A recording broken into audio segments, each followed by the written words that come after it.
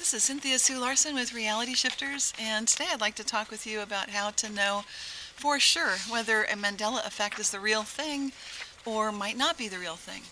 If you're wondering what is a Mandela effect, well, I'm talking about the idea that was popularized by Fiona Broome in 2010, but it actually goes back a lot farther than that. And she noticed a lot of people were talking at a convention about the fact they remembered Nelson Mandela had died in prison. That's one very popular example of someone being alive again. And I first brought up the alive again phenomenon and talked about celebrities, pets, people being alive again after reported dead in my book from 1999, Reality Shifts, When Consciousness Changes the Physical World. Reality shifts is another word for Mandela effect. Quantum jumps would be the variation where it's happening instantly, kind of the science of miracles, if you will. Whereas reality shifts are much more like Mandela effect in that they can seem random, like what the heck is going on. People tend to notice them in more than just one person observing it. That's what I've noticed from the surveys that I've conducted about reality shifts, which definitely is the same thing as the Mandela effect. So how can you tell what kind of Mandela effect examples are real, which ones aren't? I'd love to hear from you, and think about it right now. Which ones do you think you've witnessed that sound real, and which ones do you think don't sound like they're real? Maybe you haven't witnessed them, but you've heard about them. So think about that, because as we know from the French mathematician Pierre-Simon Laplace, he once famously said, "The weight of evidence for an extraordinary claim must be proportioned to its strangeness." And this has been repeated by skeptics who are open-minded, by scoffers who are more or less just, dead set against anything different or new. And we want to know, how can we tell the difference? Because hopefully you're open-minded. You're willing to think about it. Well, there's a little bit of good news, bad news here. The good news is you can tell, but there won't be physical proof usually. And the reason for that is it appears that it's our consciousness that makes the jump between the realities. They are physical differences. You're going to see absolute huge physical changes, but the only traveler is our awareness, our consciousness. If you're wondering, how does that work? Think about Chief Seattle's excellent advice for wilderness travelers. Take only memories, leave only footprints. And that's pretty much what we're doing when we go between realities with the Mandela effect. So you could say people are misremembering things. Maybe that's true. But what I'm suggesting is it's possible that as we misremember things, we are experiencing some of this Mandela effect. It might be that we have visited another reality. This could be happening a lot more than people realize, and just putting that idea out there. So side by side, physical examples don't occur.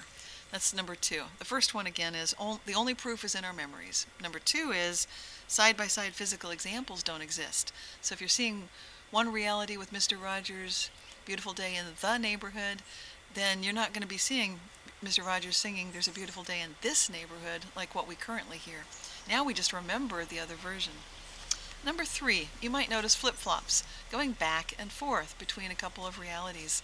I noticed that when my family dog developed cataracts in his eyes. His eyes were blurring over. Sometimes he had them, but I knew sometimes that he didn't. And I just informed other family members, "Oh, that's okay. Sometimes you'll see him with the cataracts. Just look again. He doesn't have them." And that worked, and that stayed as the reality. But for a while, it was flip-flopping back and forth. So the thing to keep in mind is our current scientific method cannot provide proof because it's founded on mistaken assumptions that need to be overhauled.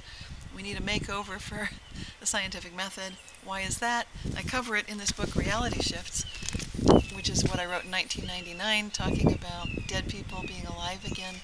And I do include examples which, like this watch crystal, when it's broken, it's broken.